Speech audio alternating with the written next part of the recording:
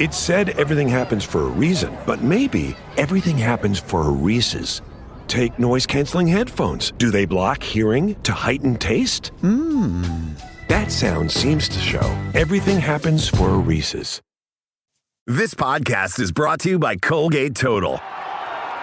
We take oral health as seriously as you take sports. That's why Colgate Total Active Prevention uses advanced technology to help prevent oral health problems like cavities and gingivitis before they start. It's clinically proven to provide 24-hour antibacterial protection with twice daily brushing after 4 weeks of use. So get a winning routine and prevent oral health problems before they start. Shop Colgate Total Active Prevention at a retailer near you.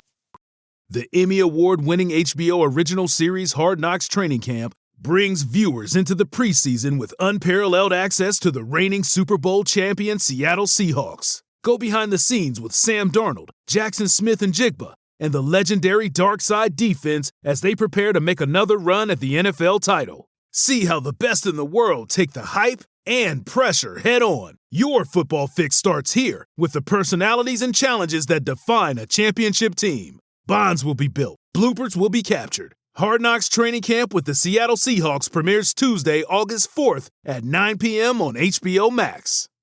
What kind of waxing was this? I did a bikini wax. You did a what? They tried to talk me into the Brazilian, which you know what the Brazilian is? That's the bikini plus the butt. They do a little butt strip. And I was like, Who? Well, they said the butt's actually not as painful. I don't want to do it. Kylie's response was, Jason, that's the one thing you could have used.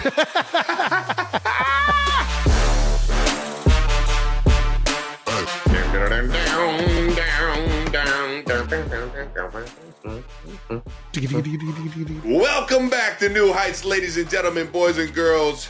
A Wondery show produced by Wave Sports and Entertainment and brought to you by Audible. Yeah. Who wants to read when you can just listen? That's a good point. We're your hosts. I'm Travis Kelsey. My big brother Jason Kelsey out of Cleveland Heights, Ohio. Hey! How are you doing? Subscribe on YouTube, Wondery Plus, wherever you get your podcasts, and follow the show on all social media at New Heights Show with one S. Jason, tell the people what we got coming up, please. I beg it of you. Ooh, we got a stacked episode this week, Trav. That's right. Ooh. We're going to talk about Jason's week down the shore, celebrity bartending. Potentially some bikini waxes, Beer Bowl 3, and also, as everyone else saw, Travis shaking it off with a special guest down at Tight End University. Broke the internet there for a couple of hours. We've also got some no-dumb questions, movie club updates, maybe Travis finally eating some mayo. We'll see what happens. Oh, and yeah, Brad fucking Pitt is on the episode, ladies and gentlemen. That's right. He's stopping by. Brad Pitt. Travis, you already know this. We already talked to him. But yes, he's I'm in the episode. He's going to talk all things F1, the movie, really just F1 in general. The guy's a huge fan of cars and racing. His Chiefs fandom, and some more shenanigan thingies. I don't know, whatever. All right, first, it's time for new news coming in. News. Film club updates. We asked you guys to help us pick our next film clubs. And here are the top 4 most liked suggestions. Pretty Woman, the Hannah Montana movie, most popular response by far. Man, that sounds miserable. Okay, Parent Trap, 10 Things I Hate About You. Do we have to go with these 4? No. So there are a couple other suggestions that I thought were interesting. Okay, nice. 1, it is the 50th anniversary of the all-time greatest summer scary movie ever created. Nice. You are hooked on the scary deal. All right, what do we got? Jaws. 50th anniversary. Dude, I mean, I've seen it a bunch. It breaks every rule we came up with yesterday. Last episode. I've seen it. It's not for kids. Like, although I did watch it as a kid, and it's a reason why I didn't go swimming in pools, because I thought the sharks would somehow get through the ventilation system. You went to every pool I went to. I was terrified, though, every time I was in them. Like, you were only terrified when you were alone. I was terrified anytime I was in the deep end. Even in John Kerr? Dude, all of them. I swear to God. I don't know why I would think that these sharks could get through the ventilation systems or something, but Jaws fucked me up bad. And it's an iconic movie. Another one that I think would be pretty epic. I worry that it's not like, there's not enough people today that have seen the movie. Like, this is definitely a different generation. Just before ours. Never Ending Story. I bet you've never even seen the movie. And I think I've seen it, but I only remember like the dog dragon kind of creature. So I think it would be a good movie to break I do down. remember. I remember the dog. Yeah. Right? Or creature, whatever that was. Yeah. So I think that one would be pretty awesome. I thought both of those suggestions were good. I kind of like going with some of these cult movies, like Princess Bride. Princess Bride's a fucking great movie. Oh, I want to watch it just because you haven't seen it, maybe. Here's what I worry about with Hannah Montana. What do you got? It's too niche and not enough people are going to know it outside of the select few amount of female watchers that were born in the 90s. That's what I worry about with the Hannah Montana movie. And it's not even 90s, it's early 2000s. When did this movie come out, Brandon? It's got to be mid 2000s. Right? Because we were already early 2000s. This is away from us. 10 Things I Hate About You. I mean, I'm kind of in on rom-coms. I don't know that that's the best one. Brandon, look up cult classic movies. Top cult classic films. Ooh. We're doing this segment over again. We're doing the same exact thing we did 2 weeks ago.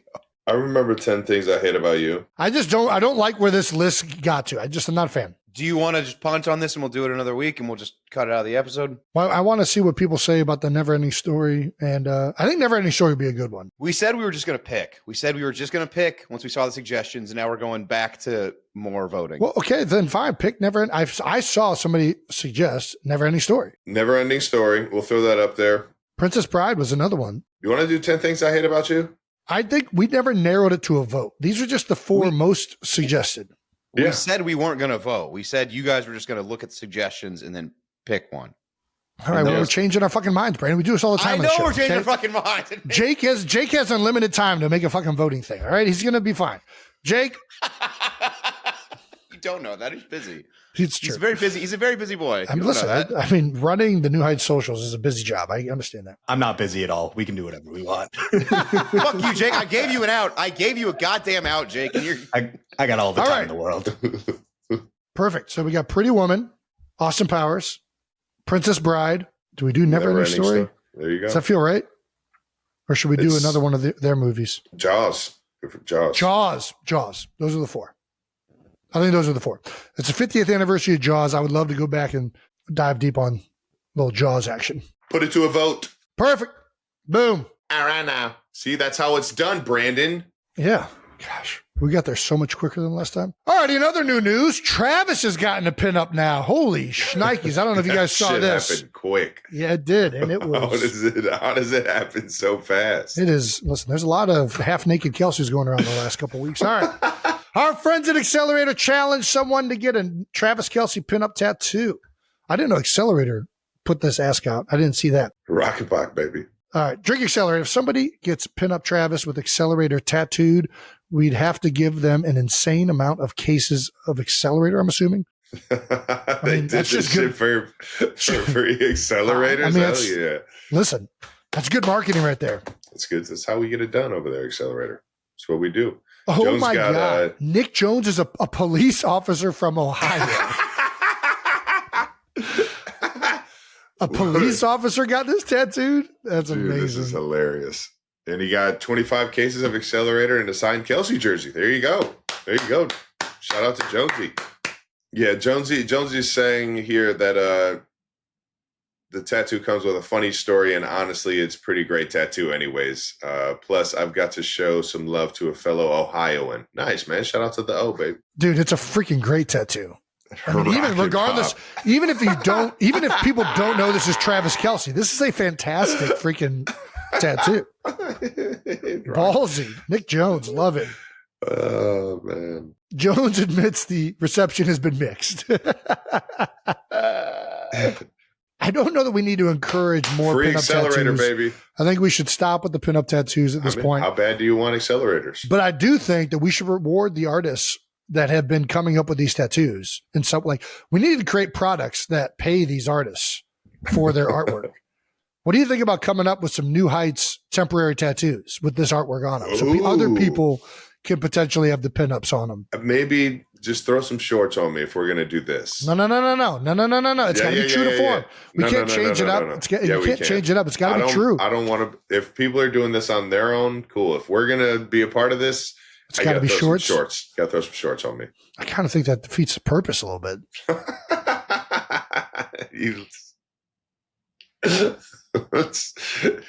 Dude. Maybe we can figure out something. God damn, that was hilarious. What would we give to have somebody create a Jets Jake pinup tattoo?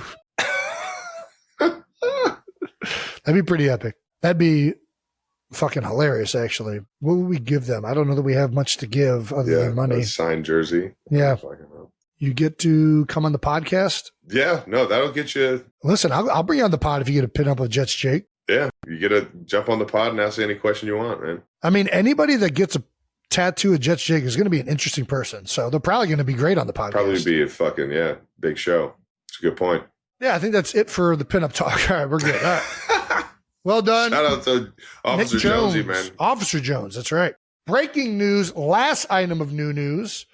The University of Cincinnati has sent us an exclusive look at the brand new Nike jerseys. That's right. We're the first ones to see them. I don't even know if the team see them. This might be the first time the team sees them. Let's see these puppies. Here we go. Did you not get them? They're in Kansas City. I'm not in Kansas City. Okay, I got you. I got them. Bam! You see it? Is it good? Ooh, they went a little retro with it. I dig the outline. I always forget you were number 60 in college. I was. I mean, it looks like a Cincinnati jersey. They went more sleek this year. I'm a fan with it. I think sometimes the colleges go a little bit too much. I think those are clean. You got a white one? We also got the pants. No. We just got black. Okay. Everybody knows black is better. Black is slimming. Black is slimming. No offensive lineman likes to wear white. I mean, they're clean. They're very clean. And they definitely have a little bit of a retro look. Are the numbers different? Are they different style numbers? Did we go backwards in terms of like I think numbers that we used back in the day? I think what's different is they have like the red outline around them. I don't ever remember that having it. Okay. And I'm sure the styling is a little bit different too. Yeah. This thing is nice. I'll tell you what, those things are going to look sweet when we're in fucking Arrowhead. That's right. Laying an ass whooping on Nebraska. Let's fucking go, Cats. The corn down by the river. I see. You're going to squeeze in this thing. This is what happens when, you know what I mean, you lose a little weight, guys. You can start squeezing into things a lot easier. How do I look? Dude, you got so thin that number 60 doesn't look good on you anymore. I know. That's how thin you got. I look like a long snapper now. Yeah, I need a big old keg on the waist and like a long hair. Do I go back to number 48? My linebacker numbers? Would that look better? That would even look more like a long snapper. 48's a long snapper number. I think 40s are probably where I would sit.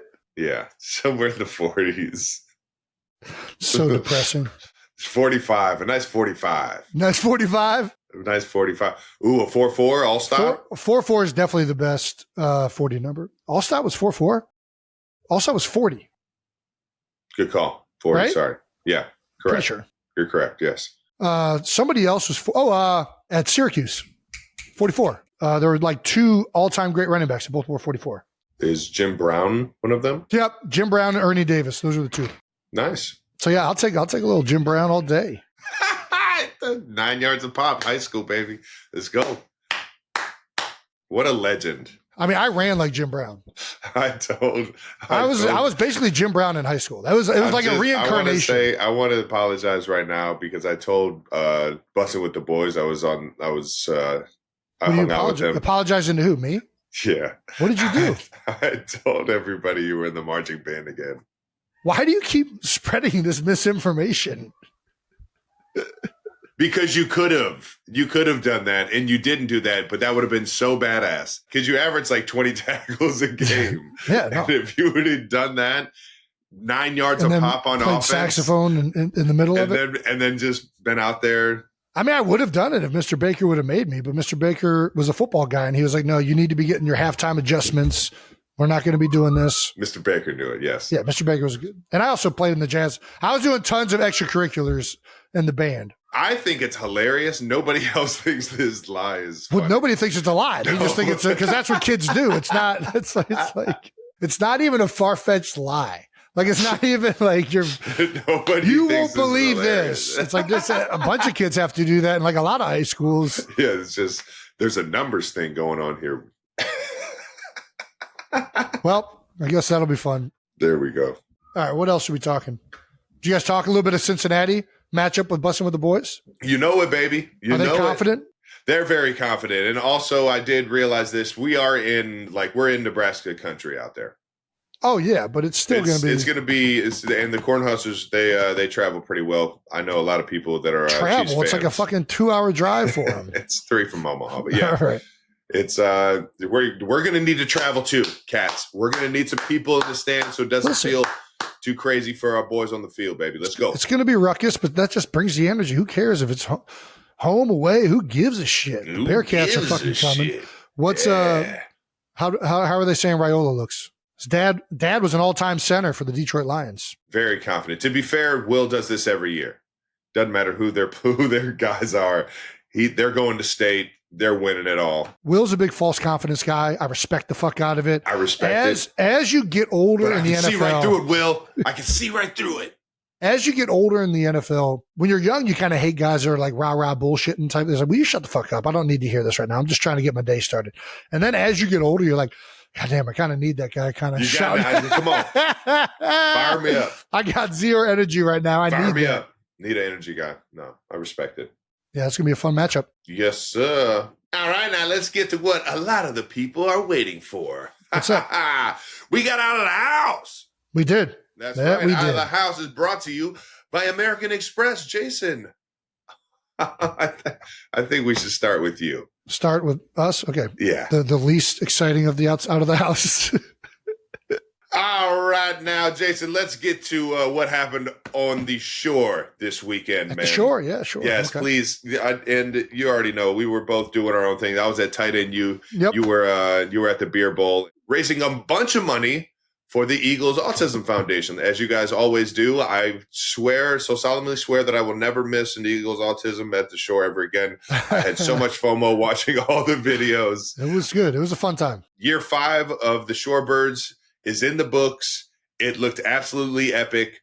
Cooper DeJean, Sidney Brown, a bunch of familiar faces from the Eagles Brandon always Graham. showing up. Brandon Graham, always a fan favorite out there. For sure. I didn't see that many videos of Kylie this year.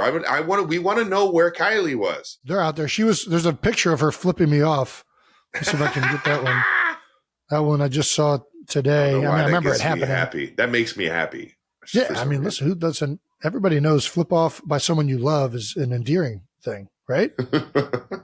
Yeah, of course it is. Let's start with the Bo Allen bet, though. I mean, that was the one that went viral. For those of you that don't know about it, Jason, please catch everyone up. Yeah, so I mean, we mentioned this on a previous show, but yeah, I think everybody saw the viral moment with the Speedo. We did talk about it in the podcast. So Bo Allen and I have been in a weight loss competition for the last 3 months.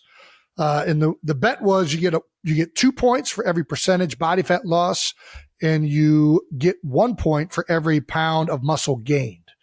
Bo Allen in 3 months lost 2% body fat, and he gained 4 pounds of muscle. I'm rounding for the sake of argument. So he was roughly close to 8 points.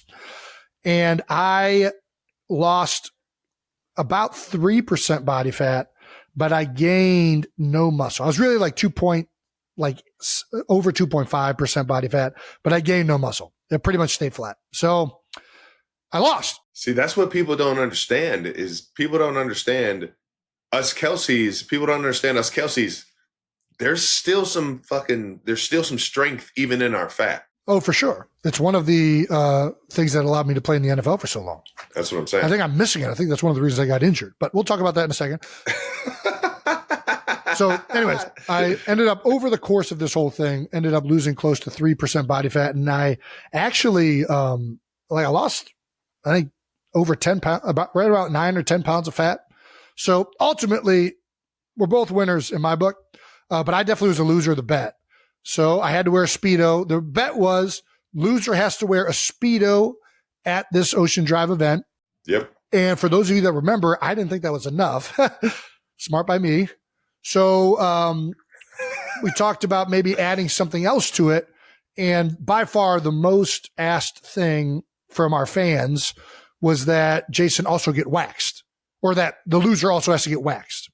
So the bet ended up being loser has to wear a Speedo and get waxed before the OD event. Like, hold on. Whoa. What kind of waxing was this? I did a bikini wax. You did a what? A bikini. I did a bikini. Thank God I did, because this thing would have looked so much worse if I wasn't waxed. I mean, it would have been even more gross. How was that?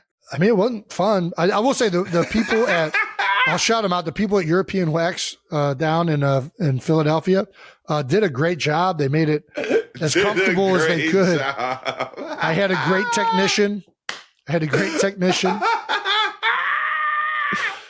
I'm not gonna lie. I'm trying. I understand why women do it, and I understand why men. I understand why some men get it. It's probably not a thing that I'm gonna redo. They tried to talk me into the Brazilian, which, you know what the Brazilian is?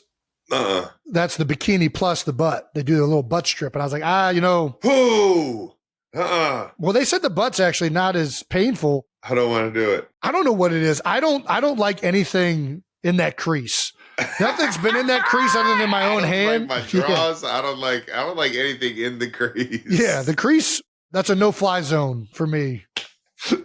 And Kylie's response was, Jason, that's the one thing you could have used. I was trying to think of, where do I get a spin? And I remembered I had this American flag one. I was like, you know what? Let's go patriotic theme. Got the American flag, eagle, right on the crotch, similar to the pinup. I just saw a picture of the waxing. I just sent him the picture. Of the waxing. Do you guys want to see the video? We should save some for your YouTube page. Dude, this could not see the light of day. Dude. Oh, it saw the light, Travis. Bro, it's bad. It's vulnerable positioning. I'm not a fan of it. I mean, I'm not trying to knock people that do this, because I get it. You look great. It's from my phone, Travis. My phone to your eyes, brother. Oh my fucking God.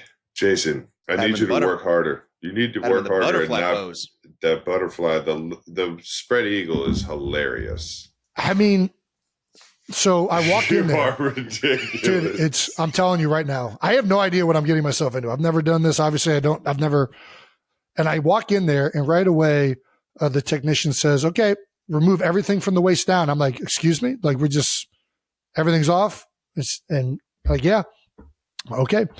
Take that off. They say, now assume the butterfly position. I was like, excuse me? What are we talking about? Nice. Butterfly. Yeah. Yeah. So I am filleted open. I'm filleted. I look like a spatchcock turkey down there on that table. You filleted yourself. Dude, it was the most vulnerable I've ever felt. But no, I think I took it like a man. I will say women have been hyping this up. They're like, oh, men don't know what we go through to, like, I'm like, listen. I got this. Ripped her ball sack out. I will say I'd rather play football than have that done any day of the week, for sure. Fuck that. I got like one strip of chest hair waxed when I was in college, and I will never do that ever again. I just want to hear the scream. Did you scream, or did you just go, God, dude? No, I just kind of, I stayed pretty stone faced. I didn't want to give into what Bo wanted. I didn't want to show that type of, in the inside, I was screaming though. Was Bo there? No, he would have taken a lot of pictures, and they all would have seen the light of day, because he has no shame. Yeah, he's hilarious. Oh man. Well, a man of his word, ladies and gentlemen. A man of his word. Very nice. Listen, let's get go ahead. It helped raise a lot of money, raise a lot of awareness for Eagles Autism Foundation at the end of the day. The video went absolutely viral. It went nuts. Everybody was laughing their ass off or completely confused at what just happened and why you did that. So there's a mix, clarifying it. There was a lot of mixed reactions. The one thing that everybody did see was the girl in the blue shirt.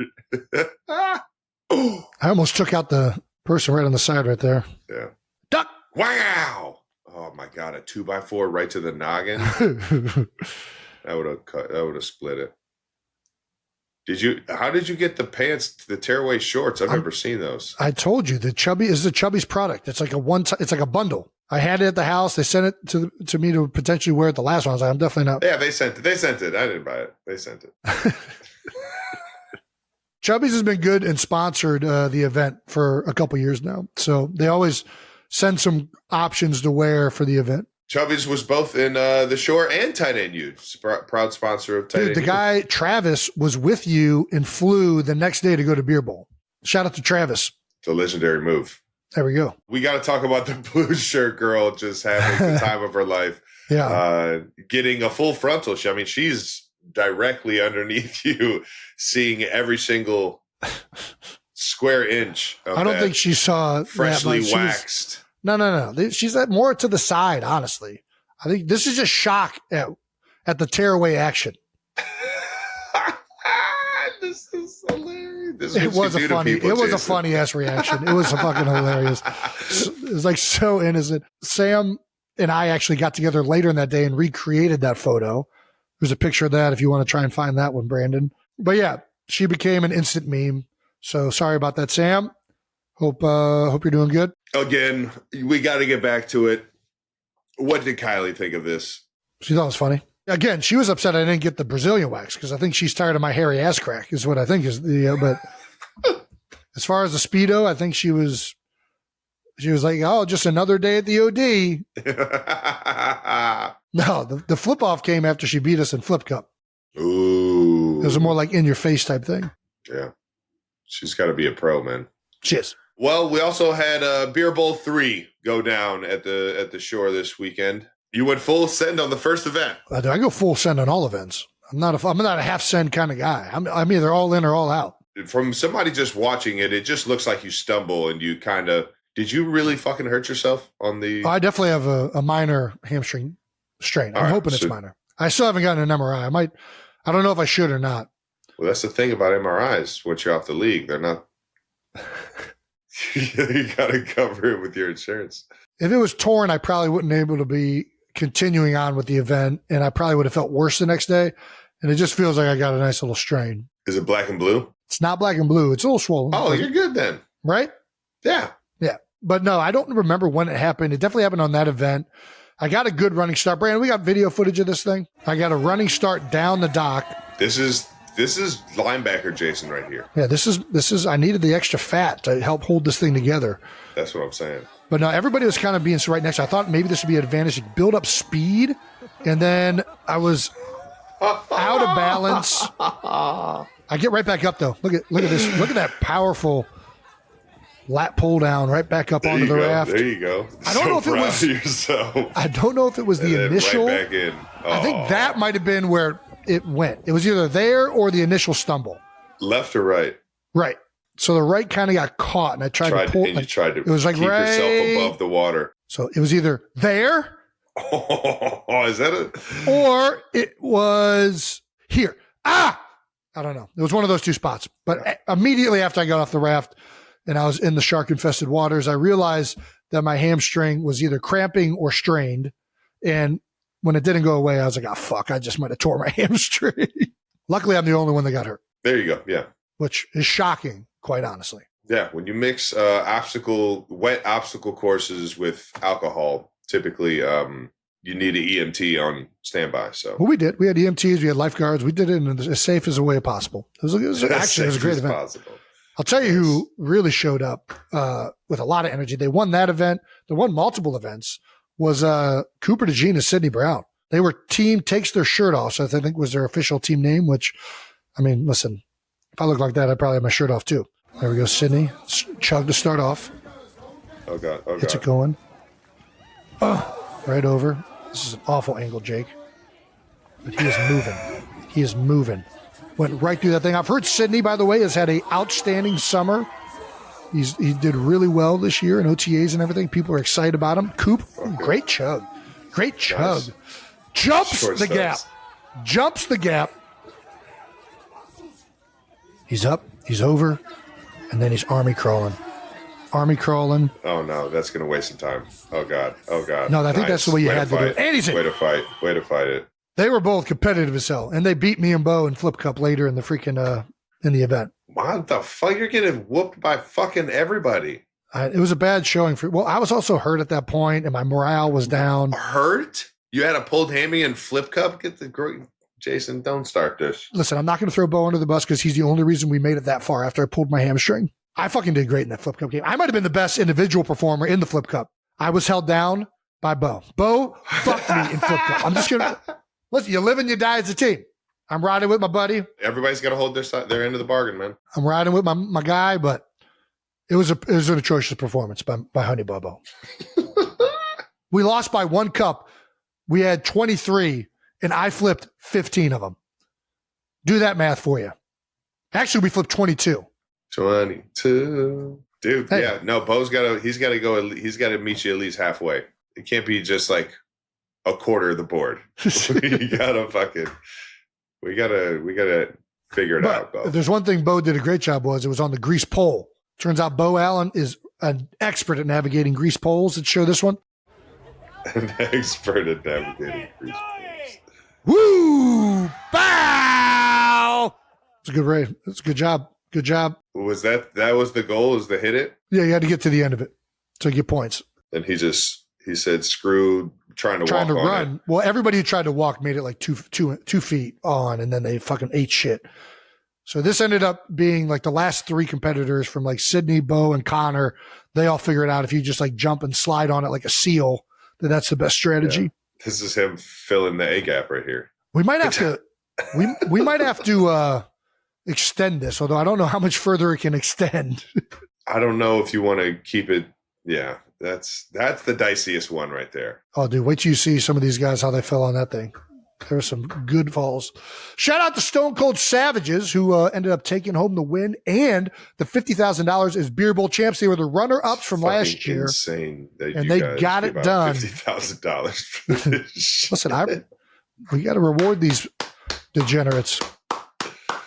Stone Cold Savages are a great team. And it's a beautiful story of perseverance. It is. It's a beautiful story of we're going to get better. It is. From last year. Yep. And I'm going to fucking take some Stone Cold Savages into this fucking NFL season. You should. Let me get a hell yeah. Hell yeah. The full recap of Beer Bowl will be up on my YouTube page. That's Jason Kelsey, at Jason Kelsey. I think that's just the name of the YouTube page. Nice. I think that's where we're putting it up. Yeah, we'll let you know when it's ready. All right. Any final thoughts on year 5 of the Shorebirds? I mean, it's our most successful one by far. Nice, man. We raised over $1 million in 1 year. Just 2 days of fundraising, raised over $1 million for the Eagles Autism Foundation. We had tons of sponsors that were willing to be a part of it.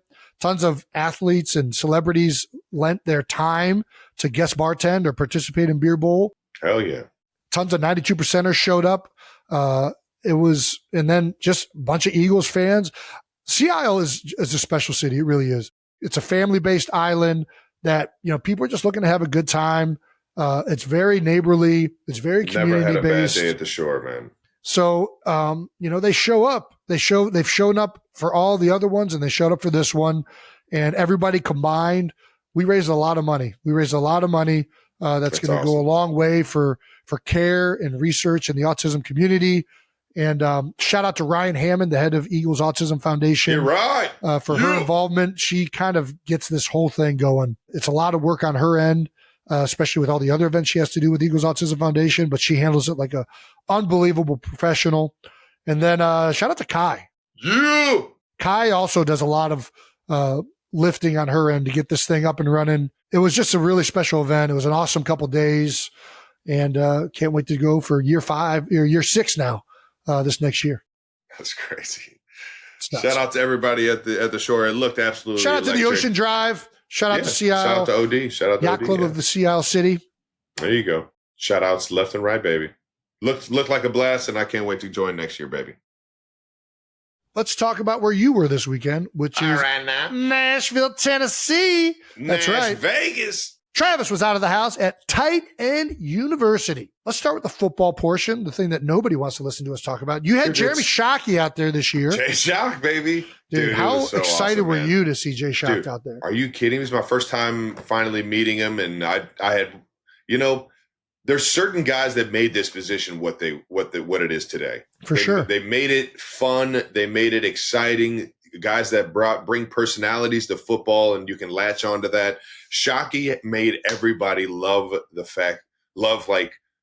seeing a tight end with the ball in his hand just run motherfuckers over. It was electric. It was electric. That shit's infectious. That's the guy that you want on your team. Through my entire life of meeting my heroes in the NFL, he's another one where it's just like as soon as he's in the room, he ignites the room. Yeah, he's here to talk to you about just anything you have to ask for him. He's willing to spit the gospel on.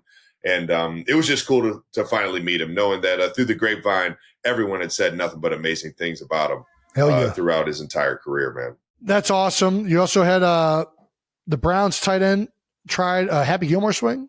What's this? Let's take a look at this. I mean, listen, he full sent it. This is a much bigger windup than Happy Gilmore has done before. You got to stand closer to the ball. Yeah. You got to get closer to the ball. Happy did not have that far. No, he took maybe one step, maybe two steps into a crow hop. You can't take a run and start like that. It's just everyone knows in golf you got to eliminate variables, and that there's just too many variables for that one. That's a good send, though. I mean, listen, it's a full send. I respect the fuck out of it. Yeah. Well done, Brendan Bates. Theo Vaughn out there running routes. How did Theo look?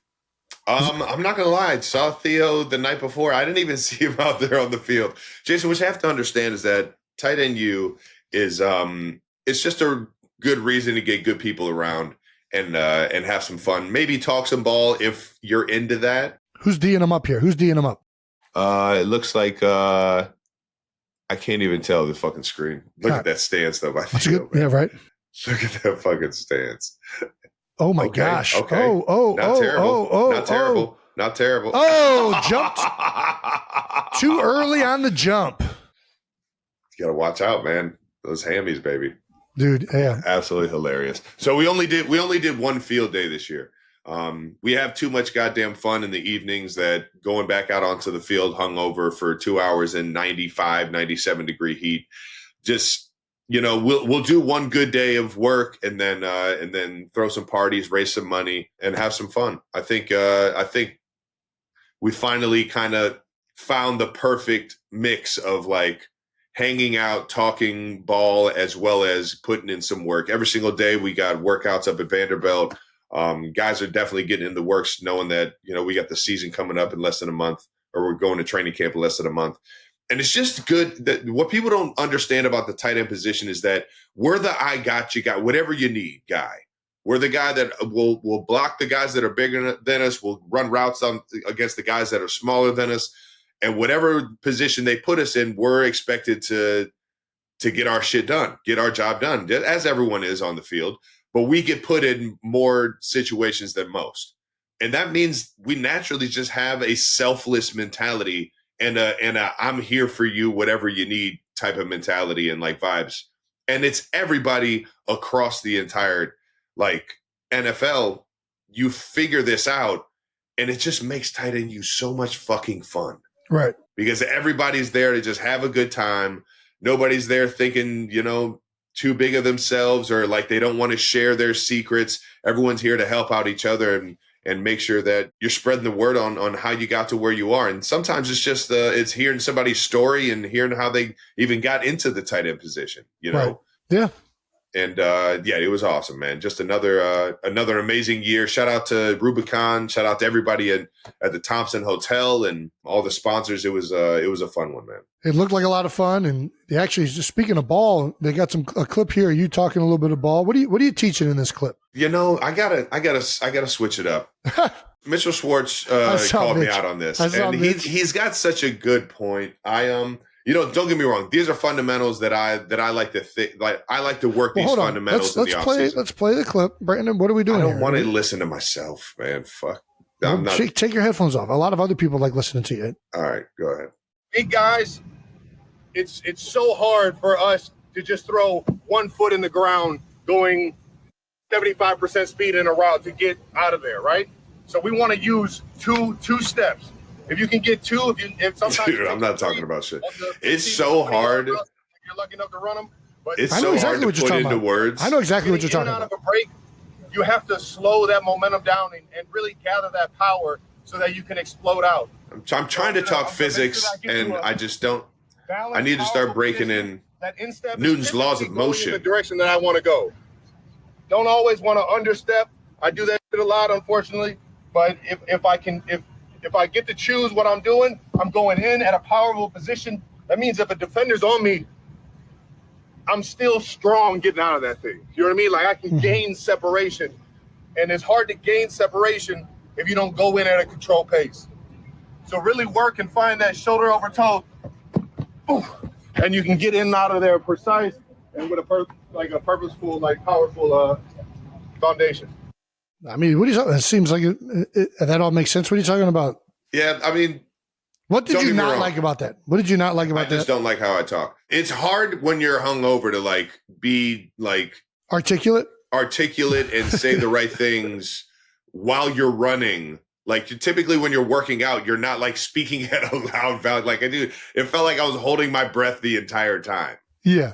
I will say this though. Big guys, we need to go in at a controlled space or a controlled pace to come out at an explosive pace.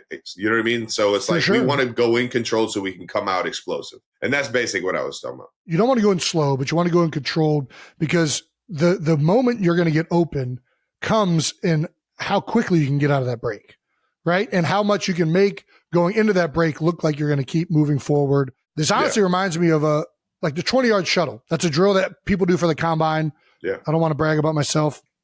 You got the fastest time in O-line history, but regardless, if you try and that drill, you start in the middle, you run 5 yards this way, change direction, 5 yards 10 yards that way, change direction, you go back to where you started, right? Yeah. So you're changing direction twice. Yeah. That drill's all technique, but keep going. Correct. That's what I'm saying. If you try and run that drill full speed and just run it, you are going to run a slower time than if you run it controlled with proper technique. If you hit the proper steps and you do everything right, your time will be faster than if you just run it like Leroy Jenkins. You're going to run a slower time. You're going to look fast, but you're going to run a slow time. That's just how it works. And I think route running, the best route runners I know are smooth because they're controlled. They can make it look like they're running top end speed, but at the same time, they know they can put their foot in the ground and change direction. I think you were talking about that from like a tight end's perspective. Like wide receivers can do it in one step. The best can, right? They can like be running full speed and all of a sudden put their foot in the ground and go.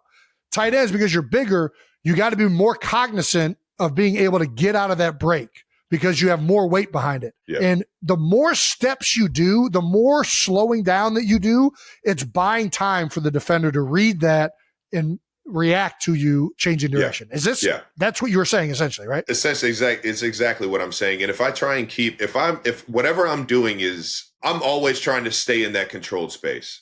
You'll see me sometimes raise up, but anytime I raise up, I have to come back down to get back into that controlled space. Sometimes raising up and then coming back down plays with my tempo, which can throw somebody off. Sometimes it gives the illusion that, you know, it's a timing factor. It gives the illusion that I'm doing something else that I'm really focused on doing, or I'm just like kind of lulling somebody to sleep. But if I'm running a full speed route, I want to stay in that like F1 car like zone.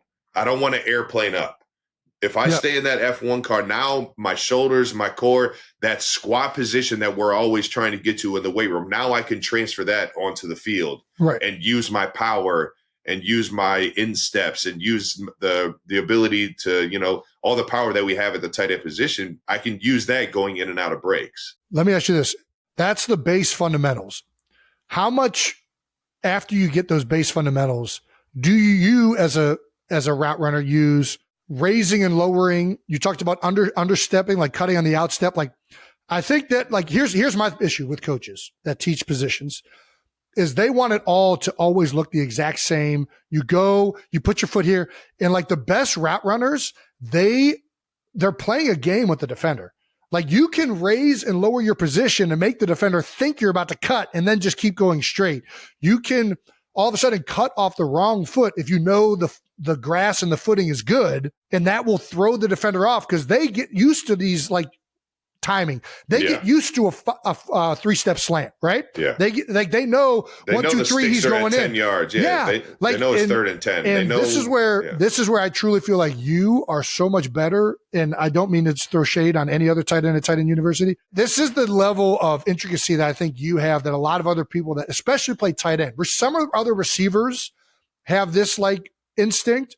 And I don't know if it's because you played basketball, or what it is, but it feels like you have a way of manipulating your steps, your body language. I used to say you have Gumby knees. Your knees are always inside your toes, so it's like, which way is he about to go? He can go either way. It's not giving it away. Staying on those insteps. That was actually one of Evan Ingram's big notes this year at tight end U. And I'm big on using all insteps and the outsteps of routes, but you hear me say I don't like it when I undercut or I understep.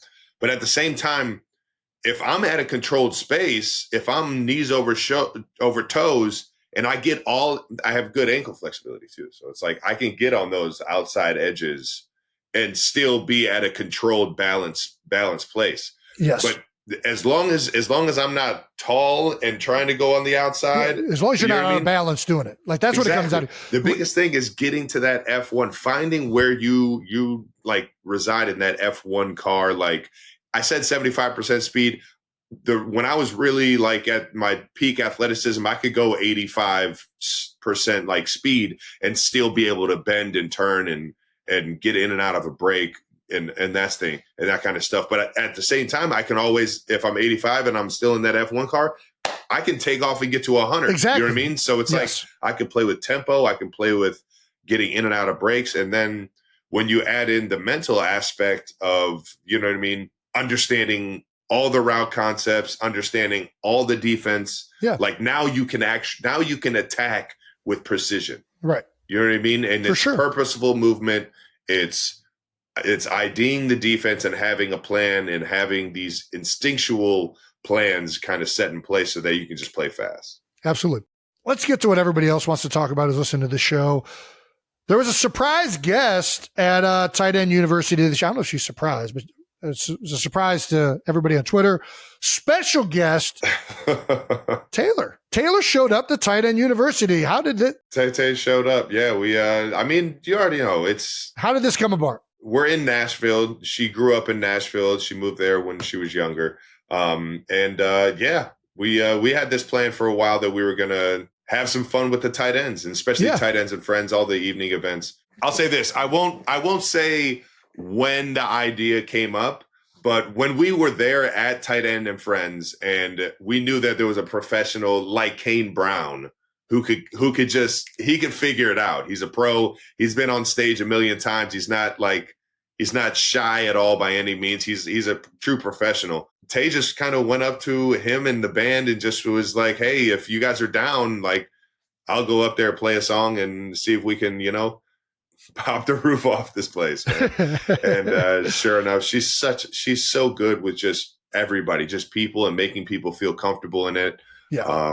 And absolutely rocked the stage yet again. It was awesome, man. Well, she killed it. She shook it off for sure. She shook down the roof. That's for damn sure. It was a surprise. Everybody didn't see coming. I know I didn't. I'm over here checking. I'm like, what the hell? Tay's up on stage. How'd this happen? How'd they get her to go up there? That's amazing. She was like in the back doing like musical notes for the band, like sheets of music. She was just like kind of like writing out like, I think the hi-hats maybe. I don't know. I'm not a musician, but she was like making sure that the band and everybody knew. Everybody was on it. Everybody was just, and then just went out there without practicing, and it was pitch perfect and just killed it. That's cool. Very cool. It was awesome, man. What was this her first time in an event sponsored by Dude Wipes? It has to be the first and only, I would assume. Yeah. Dude Wipes got it. Yeah, they got a good one right there. They got a good one. You guys killed it. Tight End U, probably the most traction I've seen it get for multiple reasons. It's getting so freaking good. George, and I'd say I have to show love to George and Greg. Those two guys, Rubicon, the Kittle family, Claire for hosting the significant others side of things. It's so much fun being around that group, and it's really starting to become a family. And man, it's year in, year out, man. If I could never see myself not doing this, so we gotta tie the Shore and Tight End U up a little bit better so that we can I can get you out there. I got to get you out there. I would love to go. I don't know what I'm going to do at Tight End U. I got to see you in cleats. No, I just got to see. I got to see the footwork. See if you're coachable. we gotta see some things. I could have played tight end. No doubt That's in my what I'm mind. saying. And I see the frame right now is a 265 frame. For sure. That's a tight end kind of frame. I got to see what this looks like in routes and everything. I would not have been a route runner. I want to see if the hockey edges translated with you like they did with me. Well, that's how I got. How do you think I got the highest, the lowest 20-yard shuttle time? Yeah, that's all about it. You were just hockey stop. That's right. Hockey Everybody stop. else like, oh, stay on your insteps. I'm like, that's the dumbest thing I ever heard. I can be on the outside of this foot and the inside of this one and maximize my force. Gosh. Shin angle. You guys know what the fuck you're talking about. The first night at tight end U is always the welcoming night, and we ended up having a time. Just everyone's got an Aperol spritz or a spritz in their hand. Spritz. It was a sounds like a major league party. Oh, Greg we Olson's, all got spritzes. Greg Olson's favorite. I had about 30 of them. Greg Olson's favorite drink is a spritz. Don't put this man on blast like that. No, he loved it. There ain't no shame in that man's game. Are you kidding me? It's Greg fucking Olson. Life of the party, baby. Was he wear Speedos too? No. If he does, he doesn't wax. That's for sure. Or if he does, he gets the full Brazilian. My bad, Greg. He did this, Greg. He did this. Yeah, so we're all enjoying spritzers, and we end up at Aldean's, and we're up till the crack of dawn, just having a blast, being around each other.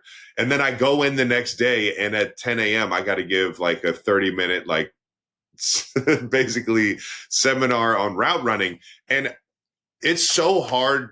Like I gotta stop getting hammered before these things, man, because I feel like I'm not connecting to anyone. I'm not connecting to anyone. Oh man, it was hilarious, man. So hopefully the tight ends are getting something out of it, both entertainment wise, having a good time with the boys and the families involved, but at the same time, hopefully the guys that could use the takeaway with the football knowledge are getting a lot of it. Dude, before we get out of the house segment, you had a golf outing. And again, I so solemnly swear I will never miss this ever. I'd have to be at the golf outing. Golf is like kind of my secondary thing right now. I'm getting good. Wow. It was all scheduled at the same time of tight end U, but yeah. How was it? It was fantastic. It was the hottest day in Philadelphia. It was actually, if it would have broken 100, it would have been the 8th time this millennia that it was over 100. Golf in heat is tough, man. Might be one of the reasons I lost a bow, if I'm being honest, because I sweat so much and dehydrated myself so much. And a lot of the DEXA scan comes down to how hydrated you are. And I had it done the next day. Just gonna throw it out there. Don't do that. Just being honest. Don't do that. How'd you play? I played terrible. I mean, legitimately atrocious. I don't know what it is. My swing has been messing me. It's better. Like when you watch the swing, it's better, but I'm just not playing as well. I don't know what it is. Be an athlete out there. Overall, outside of that, it was a freaking amazing event. Nice. Kingsford was a major sponsor. They donated a bunch of money to put it on. Jess Pryles came and cooked, I think over like 50 tomahawk steaks. I was told from multiple people. It was the best food they have ever had at a golf outing. There was a Esposito, like pork, I think was the name of the pork guys. I don't know. The food was just incredible though. Jess, Kingsford, the entire team, everyone there killed it. I think Rolling Green, the course that it was at, they all did an outstanding job. And overall, we grossly raised, I don't know how much minus expenses, I don't know how to balance a budget sheet, but we raised over $400,000 for the B Philly Foundation. Oh, shit. Dude, we killed it. That's a week of fucking foundation like raising right there. I mean, through the B Philly event, which raised over $400,000 plus for the for my foundation, B Philly, that supports inner city kids, education, and other foundations that are doing good work with kids and families in Philadelphia. And then also with the Eagles Autism Foundation events down at the Shore, I think altogether in 1 week, we were able to raise $1.5 million roughly for charities. God damn, that's awesome, man. And it's all possible because of outstanding people that came to support, multiple companies that sponsored these events, tons of people buying the foursomes. We got Jerome Bettis, freaking won. Jerome Bettis, dude. I got to see him out of Tahoe. See what that swing's looking like, man. Dude, having the bus at the event, CC Sabathia. CC. CC was there. It was like all of my like childhood Some legends, heroes. dude. Yeah, Hell some yeah. legends from growing up, and it was an awesome event.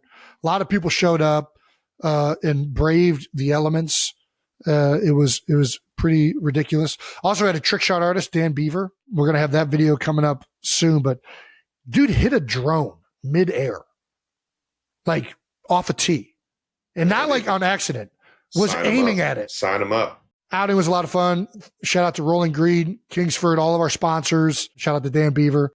Dude, and shout out to the Philadelphia fan base, man. Everybody That's out right. there in Philly, man. You guys are, helping a great cause, both at the shore and at the golf outing. That's right. That's awesome, man. All righty. That's it for Out of the House, brought to you by American Express. Let's get to our convo with the one, the only, Mr. Brad Pitt. Whoa! Let's go! Brothers Kelsey. What's up? Let's go, man. Fantastic. This is awesome. Looking smooth as hell, man. How's the ride been, man? Oh, dude.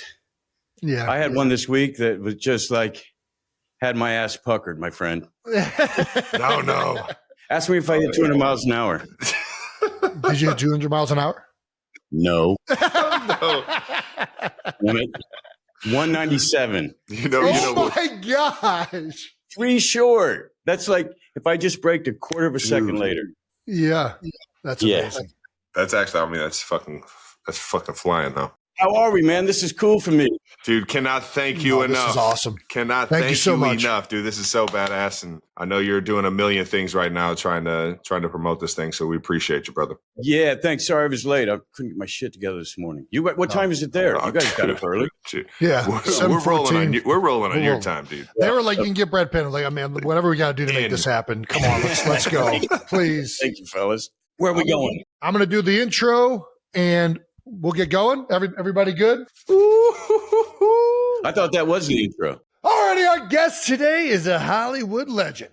He's got 2 Academy Awards, 2 British Academy Film Awards, 2 Golden Globe Awards, and a Primetime Emmy Award. He's the 2-time winner of People's Sexiest Man. He's robbed probably about 50 times.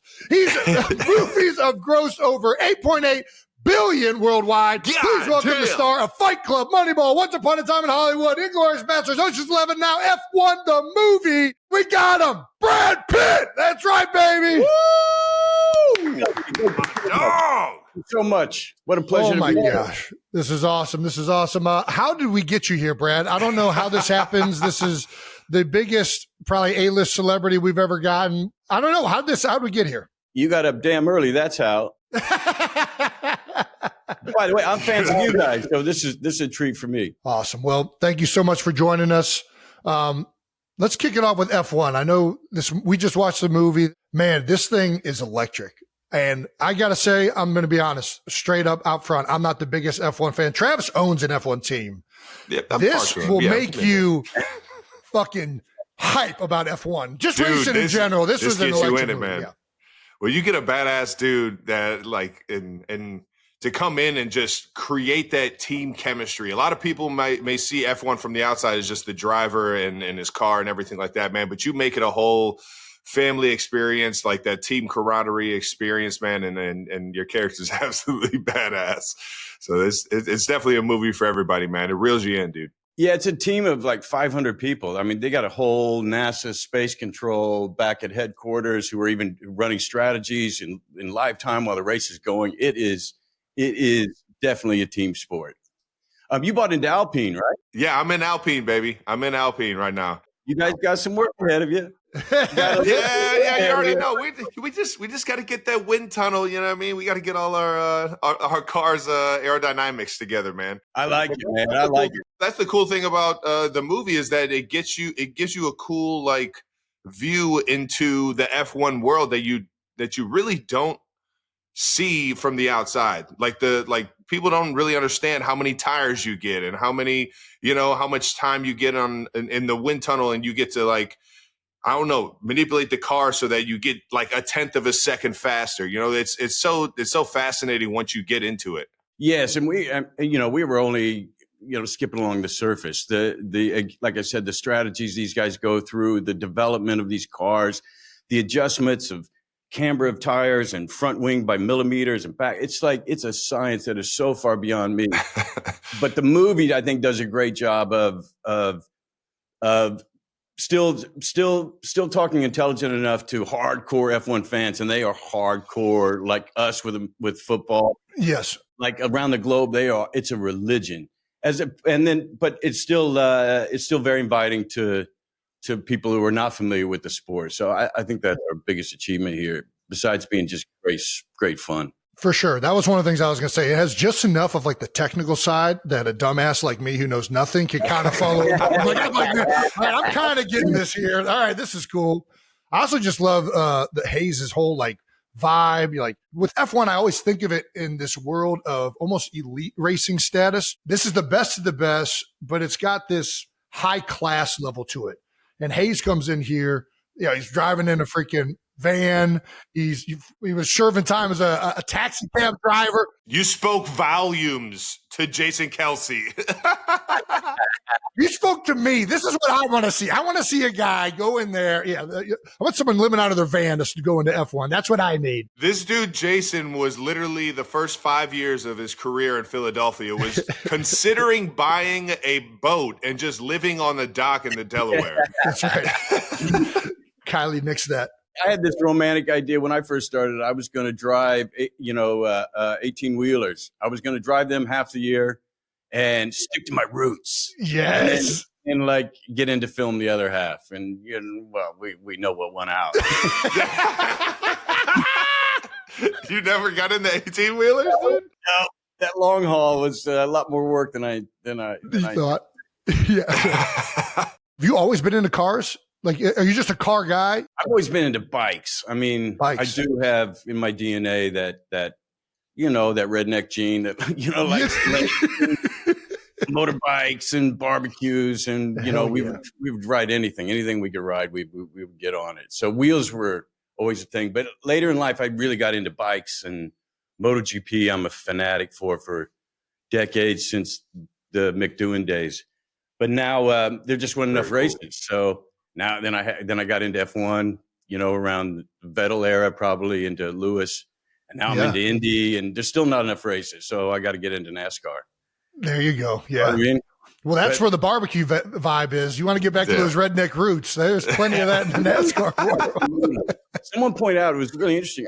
This never occurred to me, but NASCAR, our love for NASCAR comes from our history with bootlegging. That's right. And not running the cops. That's pretty badass. That's one of the coolest things I like about NASCAR is the history of that. And like all of the old legends were bootleggers. Like that's how the whole sports originated. And that's fantastic. Who doesn't love running from the cops? That's one of our our greatest pastimes, running from the police.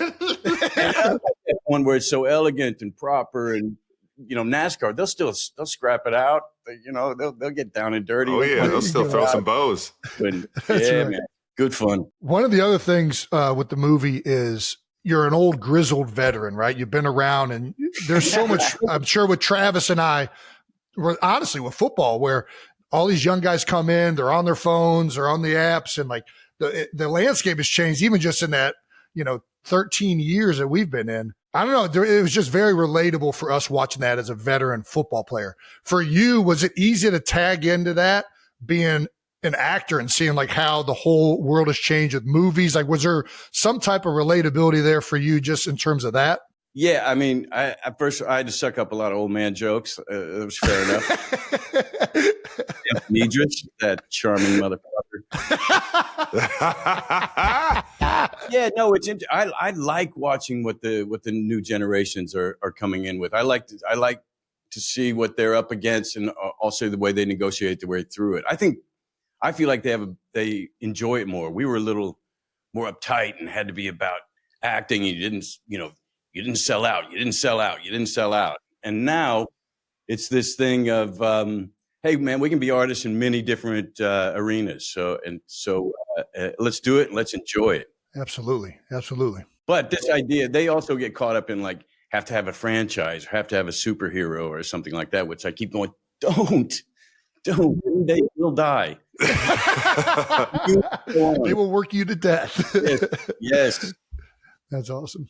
In terms of your training for F1, has getting like an understanding of the car and everything like that, and relating it to all the movies that you've done in the past in terms of like the fighting stuff and like just getting ready and understanding, I don't know, your role. How was this like different from movies like Fight Club or anything you've done in the past? Dude, well, Fight Club, we were just like riffing, you know, we weren't supposed to be like, have any idea that we knew what we're doing, which fit me and Edward just fine.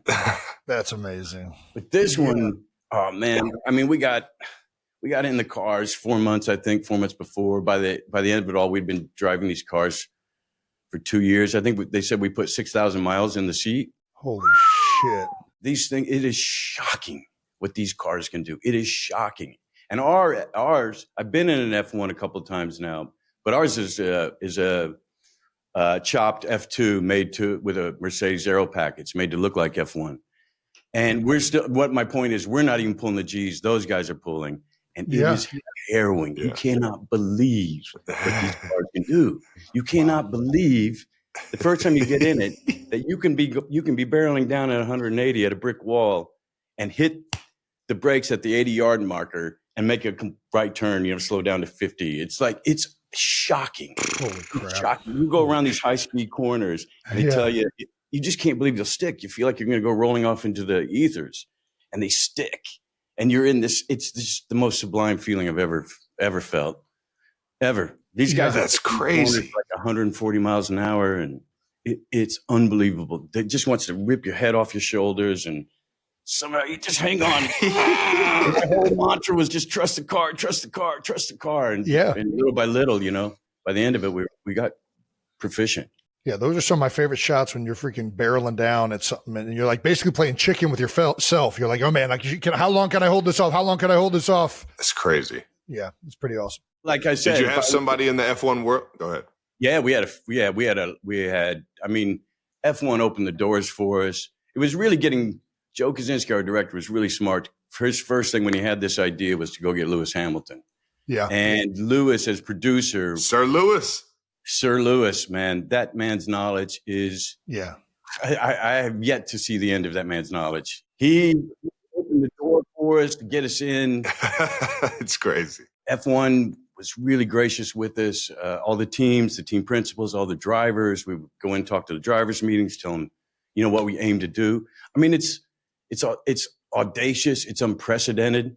You're going to take actors, put them in real cars on real tracks, and embed us through the race calendar. Yeah, of F1. yeah. I mean, like we couldn't do it with football. There's just no way to do it. You know, like on any Sunday, they had to make up an imaginary team. But we couldn't embed themselves with you guys. Yeah, it's like it's crazy. The first time we went driving out in front on a race weekend, on quality weekend, we have it all rehearsed. Everything's got to go right. We got to prove it that we don't cock up the system, so we can continue to do this. And I go out in front of 100,000 people, and my comms go down, and I'm driving blind. I mean, driving deaf. Oh my gosh! And somehow we got through that, and then we have our first thing on the grid. All the cars getting ready to take off for their formation lap. We get 10 minutes to do our scene. We do our scene, and our cars are supposed to take off, and one dies. And then guys scrambling to get oh my gosh. Guys come out, run it off the track by the time Max Verstappen is coming back around to get ready for the race starts. So we had our moment. No way. It worked. It worked in the end. Yeah, that's crazy. God damn, that's insane. Let me ask you this. You've done a racing movie now. You've done baseball. The scenes in this are so well shot, and it's just a very cinematic movie. It's just really well done. What is the most cinematic sport? Well, if you could do do you want to do other sport movies? Are you happy with baseball and racing and that's it? I love a sports movie. When they work, God, they just, you know, give you their neck. It's the greatest. It's the greatest. Yes, absolutely. I look back at Gene Hackman and Hoosiers and Redford and The Natural. You know, you get that. There's even something more. Like sports, for me, like even one game is an entire lifetime. And you see, we watch you guys, we watch your fate, we watch how you deal with adversity, how you fight through it. And it's really an amazing metaphor for a lifetime. And when we get it right in sports movies, and I felt like we really got it right in Moneyball, in a lovely beautiful way to add to that lexicon. And I think this one does too on a really big level, because the racing it's probably the most visceral racing experience you'll ever have.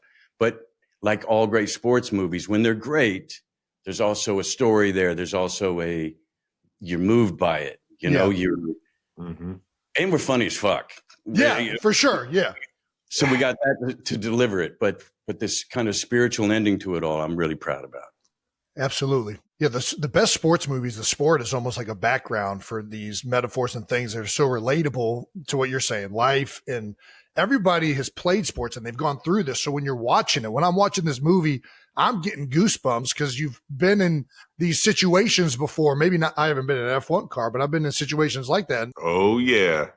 Everybody thinks back to that, and it makes you so much more into it. I was about to say, when you're flying at the end of the movie, that's the feeling that I get when that ball is in the air and I'm chasing it and it just gets death.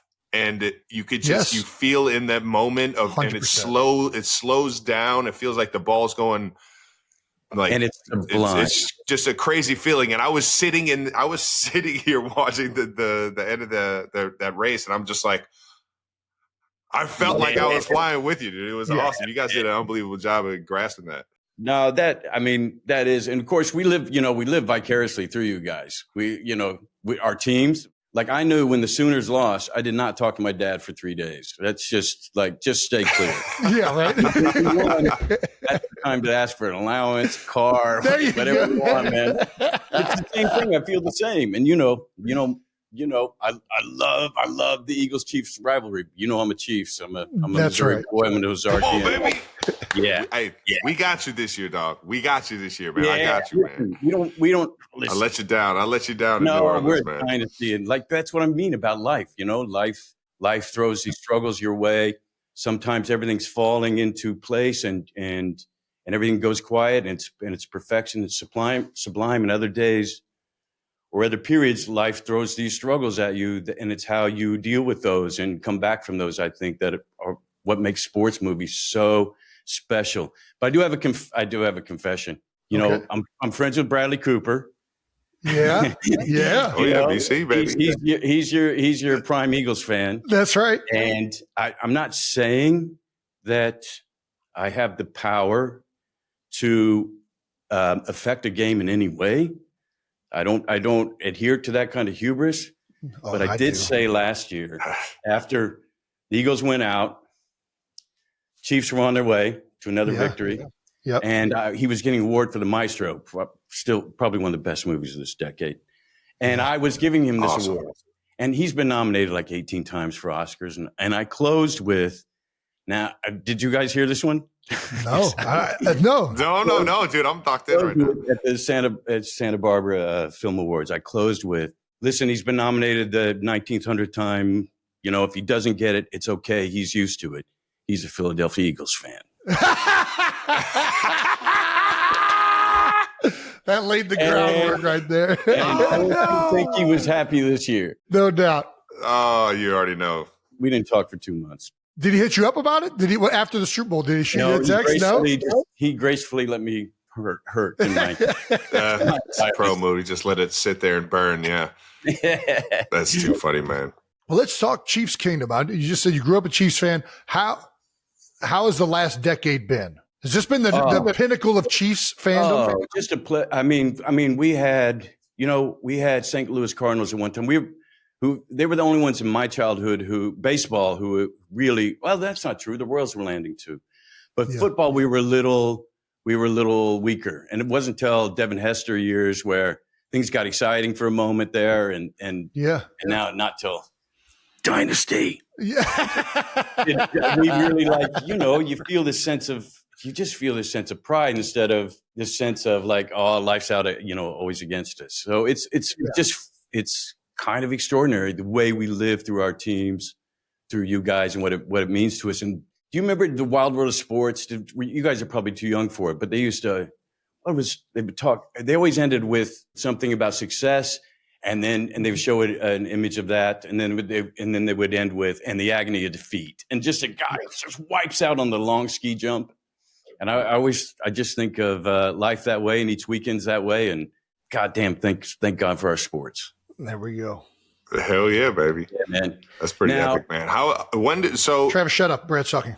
I just want you wearing oven mitts till the season starts, my friend. Keep your hands ready. Come on, baby. These things are nice. Yes. Protect those babies. All right. Keep these things nice and warm.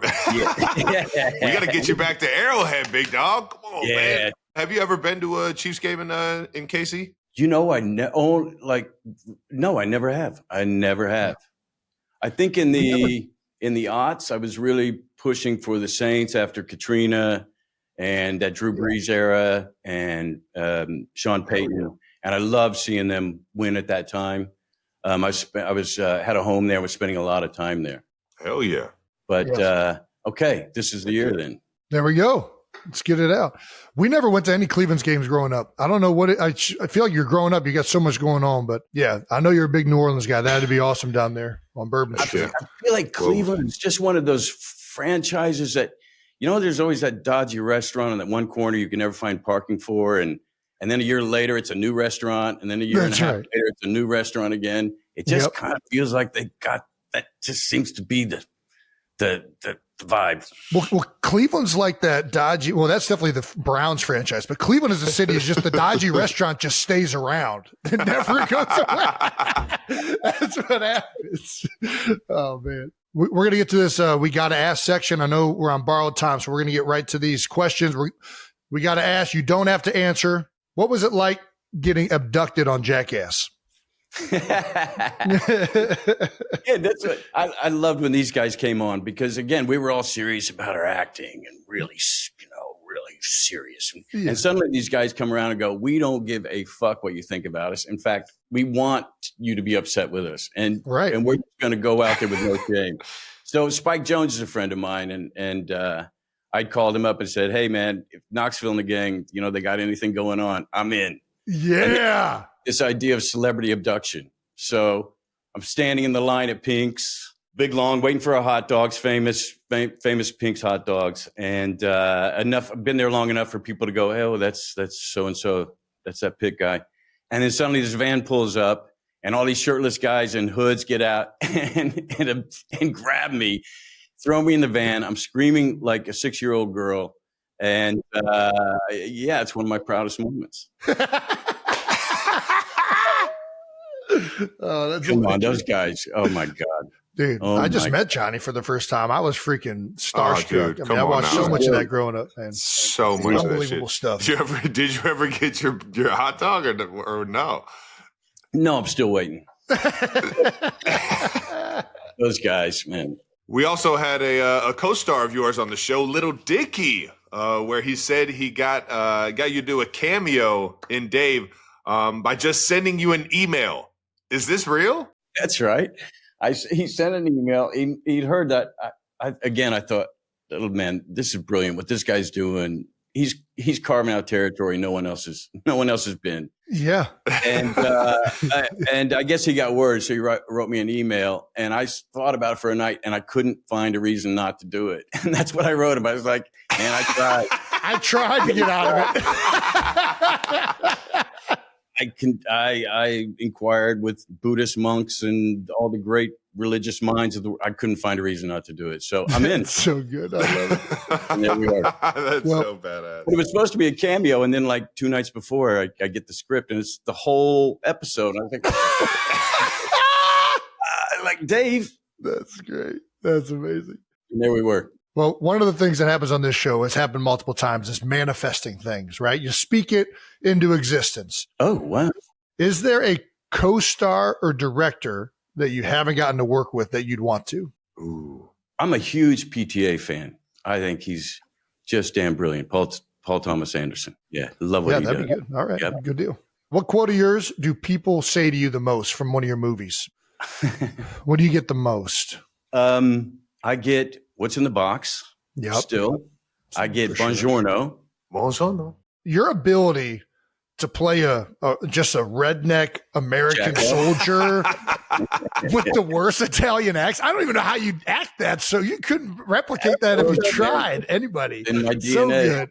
I just press the button. Most of the time, I'm trying to keep the gate on it.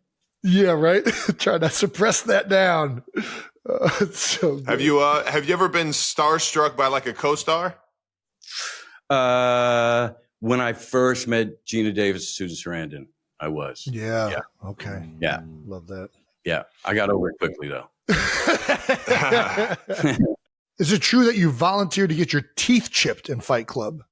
Well, it's not like I put my hand up and went, I'll do it. Yeah. I just thought, again, this movie came partially, this idea certainly out of the jackass movement. So, okay. Yeah, we didn't we weren't getting facial scrubs and pedicures, so let's go the other way. And I had chipped my teeth as a kid, so I just re-chipped them. That's all. Okay. Took the bits off. Still took the other bits off. Yeah. You're known for constantly eating on the screen. Best food you've ever ate on camera? Damn, I don't know how I get this. Like people eat in life. Yeah, right. Like I think it was in Oceans, and I figure he's always waiting around. He's like the consigliere of the group, and he's always doing this, and he's got to eat on the run. That's all this. That's where this came from. There was like thought behind it. That's too funny. And now anytime I eat in a film, like, I guess I'm a bit of a grazer, but yes. Okay. So that's my, everything I've done. That's what I'm known for. The best thing, I had an ice cream sundae. I remember an ice cream sundae, big parfait thing on. Ooh. I'll tell you a story. I haven't thought about this for years. One of my first movies, I'm doing this little independent film. We're shooting in this little tiny cafe. It's full of the crew. So there's about 60 people in there. It's hot. You can't breathe. Mm-hmm. And my character hadn't eaten for days, and he gets his big plate of beans, first plate of beans and bacon. And I was all like method, I was like, I'm gonna do this right. I'm going to, and I powered down this plate of beans. Take 2, do the same thing. Take 3, I do the same thing. Take 4, I do the same thing. Oh no. Something hit me. Oh, I know exactly what hit you. We all know what hit you. And there was nothing I could do. I was stuck in this chair, and nature took its course. Yeah. And then there was nothing. I went, oh, great. I got away with that one. And then suddenly the entire crew, the most diabolical something descended on the crew in the whole room, and they fleed the cafe.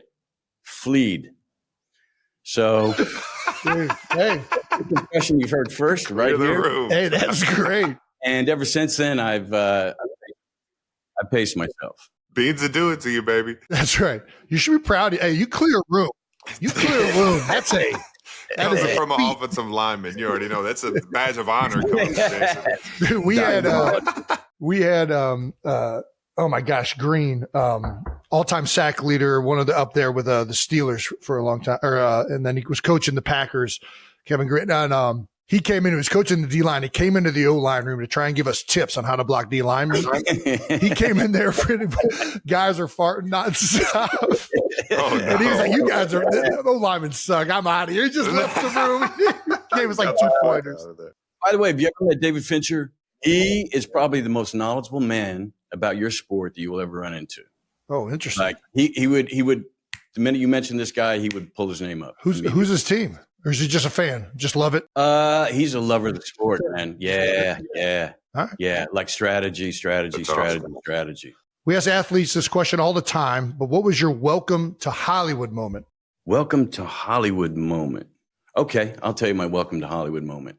I got my first little thing. It was on a little soap opera, and my picture was in like USA Today. Okay. And this was a big deal. Sent it to my mom and dad. Look, Ma, I made it. And it was with a friend. There was a girl he was really attracted to, a couple of girls, and we went over to their apartment, and we went through the kitchen, the back door, and I looked down the litter box, and there was that picture with a big cat turd on it. Oh! Big pit stain, cat turd. I said, that sums it up. That's right there. Welcome to Hollywood. And I've never forgotten that. I love it. I love it. God damn, that's good. Dude, Brad, we appreciate you jumping on, man. We know you got to roll to the premiere, man. Thank you so much for gracing us with your time, brother. And we'll get the Chiefs back this year, I'm dog. not worried. And I love you both. I enjoy you both out there, everything you do. Jason, is there any commercial you're not going to do this fall? There might be some for the rest of us. I was going to ask, do you have any acting advice for me? How do I do commercials better? How can I nail this? You're crushing it, man. And when the Raven in the elevator, that's my favorite. Yes. So good. Also, say what's up to Doug Pitt and Landon Pitt. I don't know if you know this. I climbed Mount Kilimanjaro with your brother. He said so. Yes. He's got two of you guys up there. He's got Joe Buck up there and some other great. Yeah. Dude, yeah. That was electric. That was a lot of fun. How about coming down? That was worse, you know? It's easily the worst part. You get so excited. You've reached the summit. You're like, I'm here. It's over, right? No, now you got to go back down. Knees. The worst. Oh, boy. All right. Love you both. Thank you so much. Love you. Thanks for coming on. Thank you, brother. Enjoy it, man. All right.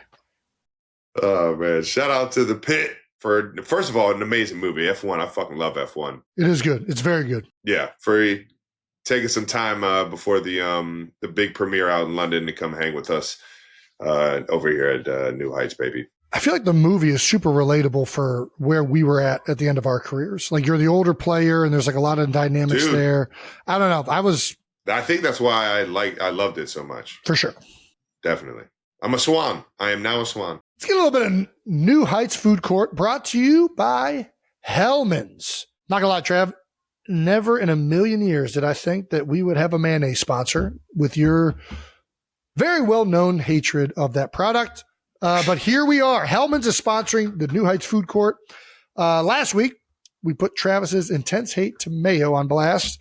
We've always been talking about it, but Will Levis, mayo lover, called you out on Instagram and challenged you to give Hellman's flavored mayo a try.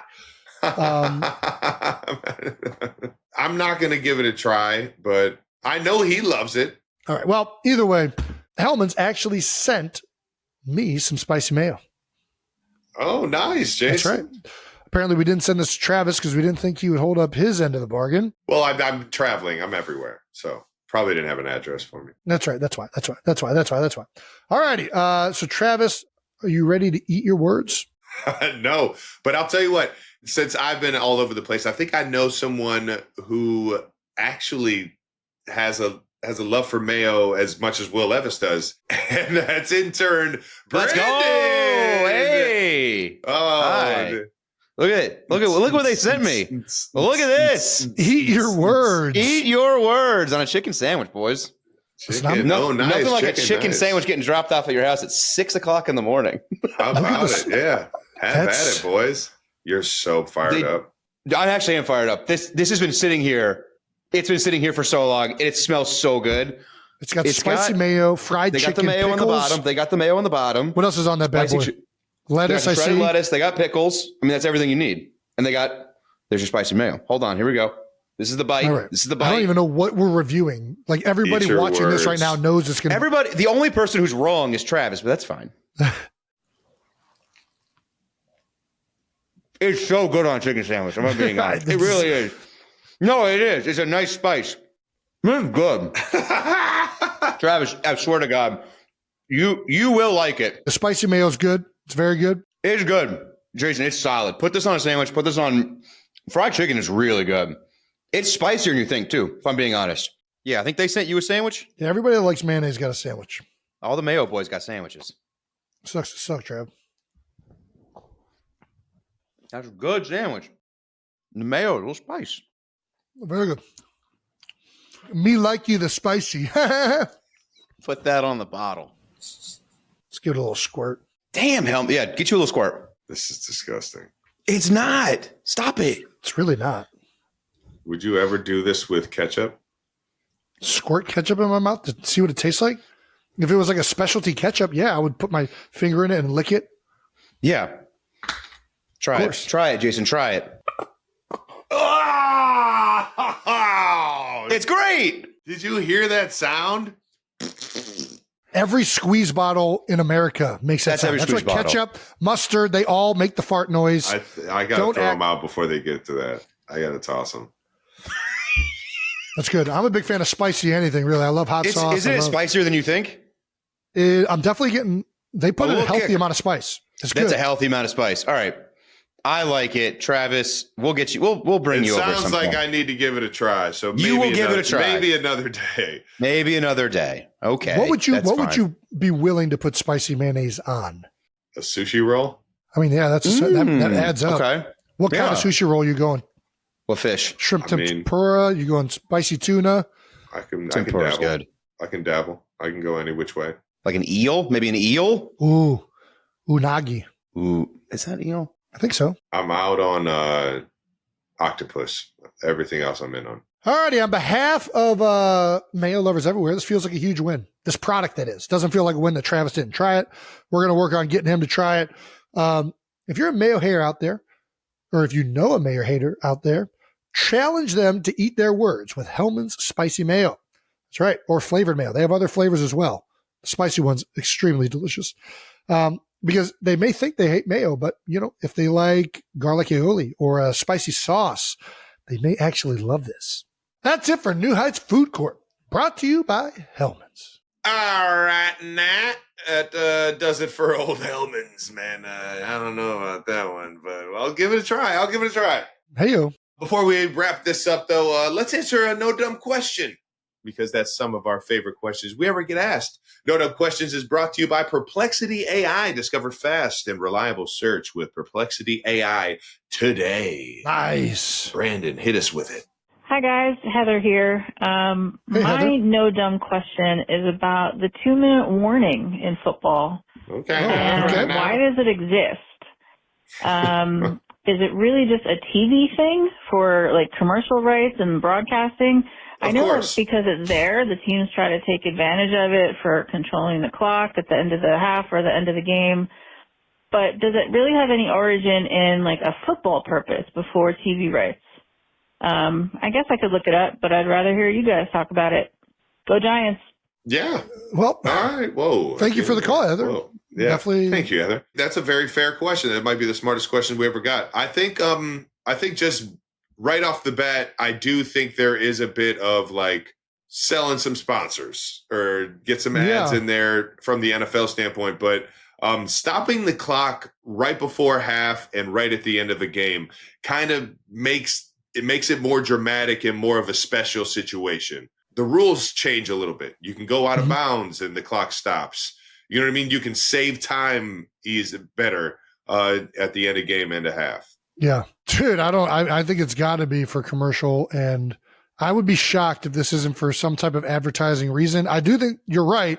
There are rule changes that happen after the 2-minute warning. And it kind of gives each team to regroup. You're playing different football. Yeah, and think about their planned attack, knowing that they're losing time and possibly the ball at the end of half. Maybe this is their last chance to score before they have to give the ball away. You know what I mean? Whatever it may be. I did look it up on Perplexity. What does Perplexity say? What does Perplexity say, Brandon? I did not know this either, but apparently it was started because officials kept game time and there was no clocks in the stadium. Oh, so it give it. Oh, wow. That makes sense. So they give everybody literally a 2-minute warning. A little heads up here, boys. We got to wrap this up. Game's almost over. You Lock have in. 2 minutes or you're dead. What a wild way to play football. But yes, you guys are right. Yeah. What a wild way to play football and not know how much time is left in the game. No idea. How do you? This is why we don't count the reps. We just, dude, what's the saying? This is insane. Don't count the reps when you're doing like conditioning. What's the saying they always say, dude? Fucking damn it. I forget what the saying is. I know what you're talking about, though. I was like, no, like I actually always look at the clock to see how much time is left. I always look at the clock. I always count the reps. I actually usually count the reps. If I'm doing a lot, I'll count it in twos a lot of the time.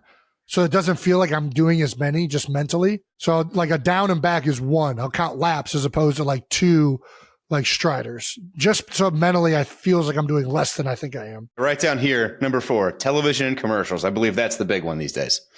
Yeah, we've a couple very expensive heads. We've turned the 2-minute warning into a TV timeout.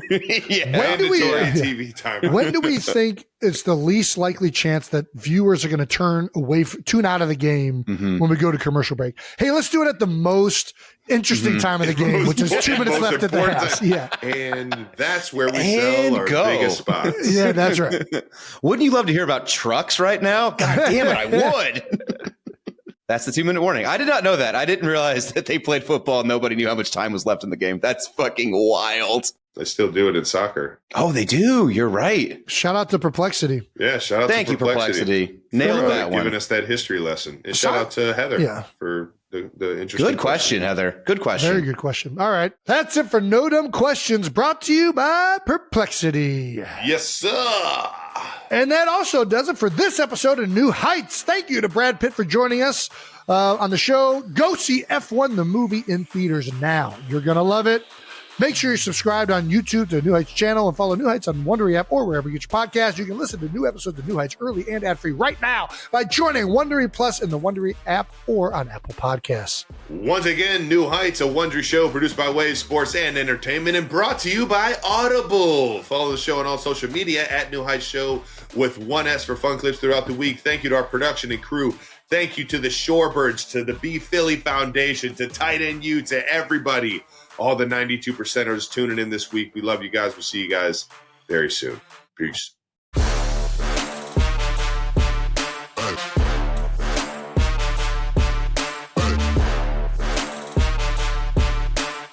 That was one of the first ones where I was so starstruck that I feel like I struggled to ask questions. Brad Pitt, I told you, dude. The whole time, it's just like, God damn, this dude's fucking. I should have asked. We didn't bring up that at all. We should have brought that up. I didn't even bring up Snatch. It's my favorite movie. Have you ever seen Snatch? No, I don't. I didn't get the reference when you said it. We should do a film club about Snatch. Maybe it's just Brad Pitt fighting. I like Fight Club and I like Snatch.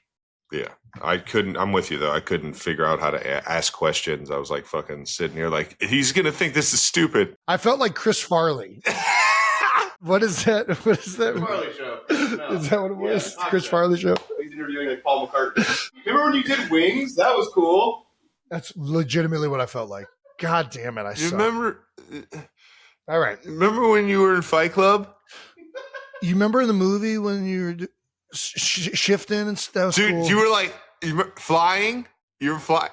I love that part. Dude. I'm a fucking idiot, dude. All right. I mean, it was 7:00. I mean, 6:00 over here, but yeah.